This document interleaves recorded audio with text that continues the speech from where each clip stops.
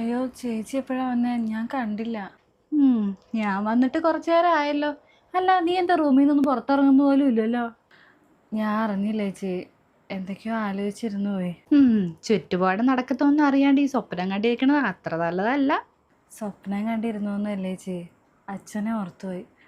പണ്ടത്തെ കുറേ കാര്യങ്ങളൊക്കെ ഇങ്ങനെ ആലോചിച്ചിരുന്നു. ഓ, അച്ഛനെ ഓർത്തിരുന്നാണോ? നിൻ്റെ അച്ഛൻ മരിച്ച ദിവസം ഞങ്ങളവിടെ വന്നിരുന്നു. പക്ഷെ ഒത്തിരി നേരമൊന്നും അവിടെ നിൽക്കാൻ പറ്റിയില്ലായിരുന്നേ. എന്നുവെച്ചാൽ അന്ന് ചേട്ടൻ്റെ ഒരു ഫ്രണ്ടിൻ്റെ വെഡ്ഡിങ് ആനിവേഴ്സറി ഉണ്ടായിരുന്നു. ഞങ്ങൾ പോയില്ലേ അവർ പിണക്കം പറയും. അതുകൊണ്ട് പിന്നെ അവിടെ നിന്ന് അധികം നിൽക്കാനൊന്നും പറ്റിയില്ല. അടക്ക് കഴിഞ്ഞതിനൊക്കെ മുന്നേ പോകുന്നു ഞങ്ങൾ.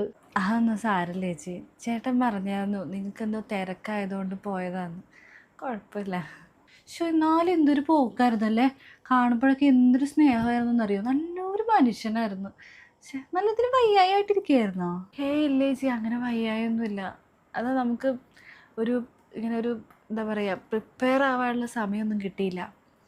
അച്ഛൻ എപ്പോഴും പറയായിരുന്നു ആരെയും ബുദ്ധിമുട്ടിക്കാണ്ട് കിടത്താണ്ട് അങ്ങ് പോകണമെന്ന്.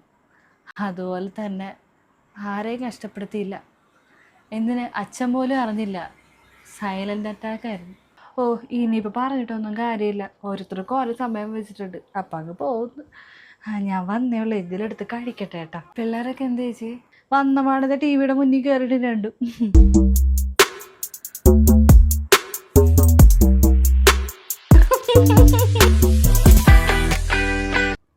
നീ എന്താ അവിടെ നിന്നോ? നിങ്ങൾ വാ. ഞങ്ങൾ വിഷുവിൻ്റെ കാര്യമൊക്കെ പറഞ്ഞ് ചിരിക്കുമായിരുന്നു. ഇടി വേണ്ടേ, നിന്റെ ചിറ്റയും കുടുംബമൊക്കെ അത് വിഷുവിൻ്റെ തലേ ദിവസം തന്നെ വരും. എന്തായാലും സാധനങ്ങളൊക്കെ നേരത്തെ മേടിച്ച് വെക്കണം. ഇനി അധികം ദിവസമൊന്നുമില്ല. ഈ നേരത്തെ മേടിച്ചില്ലേന്ന് വെച്ചാൽ ആ സമയത്ത് കിടന്ന് അലയേണ്ടി വരും. നടക്കണ കാര്യമല്ല കേട്ടോ.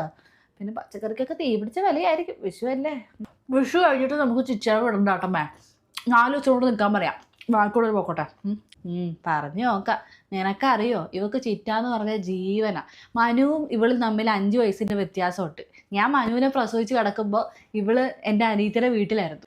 എൻ്റെ അനിയത്തി അവളെ കുറേ കാലം നോക്കിയത്. ആ ഒരു സ്നേഹം ഇപ്പോഴും ഉണ്ട്. എന്നേക്കാൾ ഇഷ്ടം അവൾക്ക് ചിറ്റേനെ.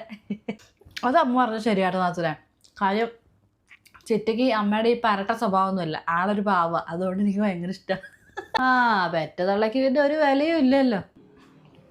പിന്നെ നാത്തുനെ, നമുക്ക് ഈ പ്രാവശ്യം വിഷുവിന് ഒരേ കളർ ചുരിദാർ ഇടാം. ഒരേ മോഡൽ ഒരേ യൂണിഫോം പോലെ ഇടാം കേട്ടോ. എല്ലാ പ്രാവശ്യം നമ്മൾ സാരിയിൽ എടുക്കണേ. ഈ പ്രാവശ്യം ഒരു ചേഞ്ച് ആവാം. ഈ സാരിയൊക്കെ കൊടുത്ത് നിൽക്കാനൊക്കെ ഭയങ്കര പാടാണ്. ചൂടാണ് ഒന്നാമത്. ഞാനൊരു മോഡൽ നോക്കി വെച്ചിട്ടുണ്ട്. നമുക്ക് നാളെയോ മറ്റന്നാളോ ടൗണിൽ പോയിട്ട് മേടിക്കാം കേട്ടോ. ചേച്ചി, ഞാൻ നാളെയോ മറ്റന്നാളോ വീട്ടിൽ പോകും. ഞാൻ ഉണ്ടാവില്ല വിഷുവിന്. അതെന്താ പരിപാടിയാ? വിഷുവിനോട് ചിറ്റയും കുടുംബമൊക്കെ ഒന്ന് വലിയ ആഘോഷമാകുമ്പോൾ നീ വീട്ടിൽ പോയാൽ എന്ത് ചെയ്യും? അത് ശരിയാവില്ല. അതെന്നാ പോക്കാ? ഇവളും പിള്ളേരെയൊക്കെ ഇവിടെ വിഷു ആഘോഷിക്കാൻ വേണ്ടി വന്നതല്ലേ. അപ്പൊ നീ ആ സമയത്ത് നിന്റെ വീട്ടിൽ പോയി? അത് നടക്കത്തില്ല. അത് ശരിയാവില്ല. എന്റെ പോക്ക എന്നെ പഠിത്തതൊക്കെ. അമ്മ, എൻ്റെ അച്ഛൻ മരിച്ചിട്ട് 25 ദിവസമേ ആയുള്ളൂ. എനിക്ക് വിഷു ആഘോഷിക്കാൻ പറ്റിയൊരു മാനസികാവസ്ഥയിലല്ല ഞാൻ. നീ എന്നെ ഈ പറയുന്നേ? മരിച്ചു പോയാൽ ആ വഴി പോയി. ഇനി അതും ആലോചിച്ചിട്ട് വല്ല കാര്യമുണ്ടോ? ഒന്നാമത് എൻ്റെ അനിയത്തിയും കുടുംബം എല്ലാം കൂടി ഒരു 7 പേര് വരും. നമ്മുടെ ഇവിടെ എല്ലാവരും കൂടി മൊത്തം ഒരു 10-18 പേരുണ്ട്. അവർക്ക് വിഷുവിന് സദ്യ ഉണ്ടാക്കാന്ന് പറഞ്ഞ ചില പരിപാടിയെന്ന് വെച്ചാൽ ഞാനും ഇവളും കൂടി എന്നാ ചെയ്യാനാ 2 പേരും കൂടി? അമ്മേ, ഞാൻ പറഞ്ഞിട്ടാണോ നിങ്ങൾ ഈ വിഷു ഒക്കെ ഇത്ര ആഘോഷിക്കുന്നത്? ഞാൻ ഇതിനെക്കുറിച്ച് പ്ലാൻ ചെയ്ത സമയത്തെ പറഞ്ഞിട്ടുണ്ടായിരുന്നു. എൻ്റെ അച്ഛൻ മരിച്ചിട്ട് 1 മാസം പോലും ആയിട്ടില്ല എന്ന് ഞാൻ പറഞ്ഞായിരുന്നല്ലോ. നമ്മുടെ ഈ അടുക്കള വെച്ചിട്ട് തന്നെ ഞാൻ അടുത്ത് പറഞ്ഞേ. എന്നിട്ട് നിങ്ങളിതുമായിട്ട് മുന്നോട്ട് പോയി കഴിഞ്ഞ് ചേച്ചി അമ്മയെ കൂടെ അങ്ങ് ചെയ്തോ. അല്ലാണ്ട് എന്നെ എന്തായാലും പ്രതീക്ഷിക്കേണ്ട. ഞാൻ ചേട്ടനോടും പറഞ്ഞിട്ടുണ്ട്, ചേട്ടനും പൊക്കോളാൻ പറഞ്ഞിട്ടുണ്ട്. ഓ, ഈ അമ്മയ്ക്ക് പറഞ്ഞാൽ ഒന്നും മനസ്സിലാവില്ല. അമ്മ ഇങ്ങനെ ഒന്ന് പറഞ്ഞ് രണ്ടാമത്തെ ചൂടായിട്ട് വല്ല കാര്യമുണ്ടോ? ഇതൊക്കെ തഞ്ചത്തിൽ പറഞ്ഞ് മനസ്സിലാക്കണ്ടേ നാത്തുനെ? നിന്നെ തന്ത സോറി നിന്റെ അച്ഛൻ മരിച്ചെന്ന് വിചാരിച്ചിട്ട് ഇവിടെ വിഷു ആഘോഷിക്കാതിരിക്കുന്നത് എന്തിൻ്റെ അർത്ഥത്തിലാണ്? നീ വിഷു ആഘോഷിക്കാണ്ടിരിക്കേണ്ട ഒരു ആവശ്യമില്ല. നീ ഒന്നത് കല്യാണം കഴിഞ്ഞ് ഇങ്ങോട്ട് വന്നതാണ്. അപ്പോൾ ഇവിടുത്തെ ആഘോഷങ്ങൾക്കും ഇവിടുത്തെ ആൾക്കാർക്കും അല്ലേ നീ മുൻഗണന കൊടുക്കേണ്ടത്. അതുകൊണ്ട് അങ്ങനെയൊന്നും വിചാരിക്കേണ്ട ആവശ്യമില്ല. ചേച്ചിന് എന്തൊരു മനസാക്ഷി അത്.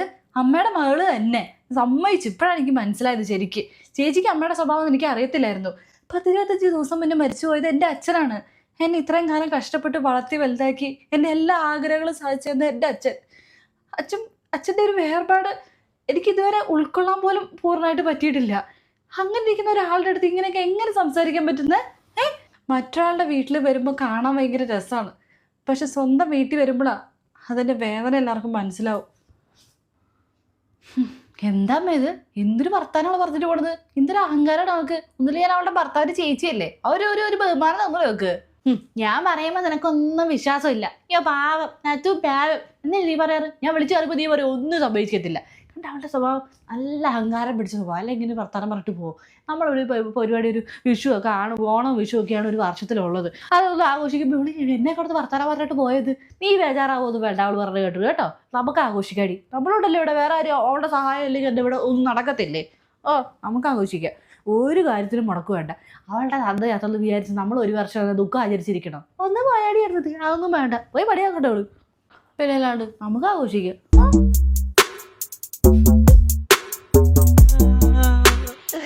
എന്റെ അമ്മ ഇങ്ങനെ കരയല്ലേ?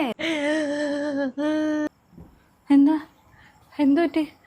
അമ്മ എന്തിനാ കരണ ചേച്ചി? അത് തന്നെ അമ്മയുടെ നാട്ടിലൊരു കുഞ്ഞമ്മയില്ലേ, ഒരു ഇച്ചിരി കൂനിയൊക്കെ നടക്കണത്, അത് മരിച്ചു. ഇപ്പൊ വിളിച്ചു പറഞ്ഞോളൂ, അതിന്റെ വിഷമാണ്. അയ്യോ അമ്മ, അപ്പൊ നമുക്ക് പോണ്ടേ? അവൻ ടൗണിൽ പോയേക്കല്ല, അവരോട് വേഗം ഇങ്ങോട്ട് വരാൻ പറഞ്ഞിട്ട് ഇപ്പൊ തന്നെ പോവാ. എനിക്ക് എന്റെ കുഞ്ഞമ്മ ഒന്ന് കാണണം. അയ്യോ ഞാൻ ചേട്ടനോട് വേഗം വരാൻ പറയാം. എല്ലാവരും റെഡി ആയിക്കോ, വേഗം പോവാം. അമ്മ എന്തിനാണ് ഇങ്ങനെ വാ വിളിച്ച് കരയാൻ നിൽക്കണത്? അത് പ്രായമായതല്ലേ, അതിന്റെ സമയമാകുമ്പോ ചത്ത്. അതിനെന്താണ്? പിന്നെ എനിക്ക് വിഷമം കാണില്ലേ? ഞാൻ തമ്മിലിരുന്ന് ചിരിക്കാണേ. വേറെ കണ്ടോ വർത്താനം പറയാൻ വന്നേക്കടുത്ത്. എടി എൻ്റെ അനിയത്തി നിനക്ക് ചിറ്റയില്ലേ, അതുപോലെ തന്നെയാണ് എനിക്ക് എൻ്റെ അമ്മയുടെ അനിയത്തി കുഞ്ഞുമ്മ. എന്നെ എന്തോരം ചെറുപ്പത്തിൽ കൊണ്ട് നടന്നിട്ടെന്നറിയോ? മീനും മാങ്ങയും കറിയൊക്കെ എന്തോരം എടുപ്പിൽ ഇരുന്നിട്ട് എടുത്തോണ്ട് നടന്ന് കഷ്ണം തന്നിട്ടുണ്ടെന്നറിയാം എനിക്ക്. പാവമായിരുന്നു. വയ്യാണ്ട് കിടന്നിട്ട് ഒരു ദിവസം പോലും കാണാൻ പോകാൻ പറ്റിയില്ല. മേലെ കേട്ടത് പടക്കം പൊട്ടിച്ച് കളിക്കുന്ന നാറികള്. ഓ അമ്മ കരയാതിരിക്കേ, നമുക്കിപ്പൊ തന്നെ പോയി കാണാലോ. എന്തായാലും ഇന്ന് മരിച്ചത് നന്നായി അമ്മ. 2 ദിവസം കഴിഞ്ഞെങ്കിൽ നമ്മുടെ വിഷു സദ്യയൊക്കെ വെള്ളത്തിലായേനെ. എന്ത് മനസാക്ഷിയാണ് ഇതിന്റെ? വേന കെട്ടവള് എടുത്ത് തിന്നാൻ കുടിക്കാൻ മാത്രമാണ് ഇരിക്കണത്. എടി എന്റെ കുഞ്ഞു മരിച്ച് തലയ്ക്ക് മോളിൽ നിൽക്കുമ്പോഴാണ് വിഷു ആഘോഷിക്കണത്. ഇവിടെ ഒരു വിഷു ഇല്ല, ഒരു തേങ്ങയില്ല. അയ്യോ എന്റെ കുഞ്ഞമ്മ പോയേ. ദൈവമേ, എന്റെ വിഷു പോയി. അവിടെ ചേട്ടന്റെ വീട്ടിലെങ്ങാനും ഇരുന്നാ മതിയായിരുന്നു.